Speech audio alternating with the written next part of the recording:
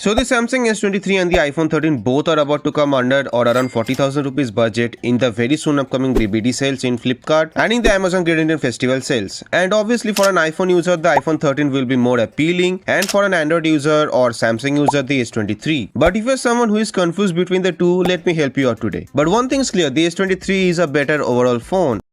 And I have reasons for that. But maybe, just maybe, click the subscribe and like button so that I could finally afford an iPhone 6, please. Okay, first things first, the Samsung S23 will be available for sale in the Flipkart BBD, and the iPhone 13 will most probably end up on Amazon. Again, iPhone 14 is basically getting the same treatment that I used to get in high school. Hashtag nobody cares. And yes, the S23 might be available from anywhere between 39,000 to 42,000 without card offers, and the iPhone 13 might be available at a little cheaper at anywhere between 38,000 to 40,000 on Amazon without card offers. And you could use an HDFC credit or debit card on Flipkart, or an Flipkart Axis Bank credit card for availing about 1 to 2,000 extra card discounts, and SBI debit or credit cards on Amazon for 1 to 2,000 extra discounts. And obviously you will get extra discounts on exchanging your old device if you want to on both of the platforms. So let's start with the design, and to be honest, both of them feels premium. Like when you will pick it up, you will get that feel and satisfaction that yes, this feels like a 40,000 rupees or above costing device. And also both of them are compact or small devices, so it will also feel comfortable in hand. Now yes, there are some minor differences, like the Samsung S23 has a polished aluminium side frame with a matte finish back glass protected by the Gorilla Glass Victus 2, whereas the iPhone 13 has a matte finished aluminium side frame with a glossy glass back protected by Corning matte ceramic shield protection. The Samsung S23 weighs and feels a little lighter at about 168 grams and about 7.6 millimeters in thickness, whereas the iPhone 13 weighs in about 174 grams and about 7.7 millimeters in thickness. And both of them supports either two physical nano SIMs or a nano SIM and an eSIM support, and also an IP68 water and dust protection rating, which is up to 1.5 meters for about 30 minutes for the S23 and up to 6 meters for the same time for the iPhone 13. But in reality, nobody gives a warranty for that, so stay out of deep waters in case of both.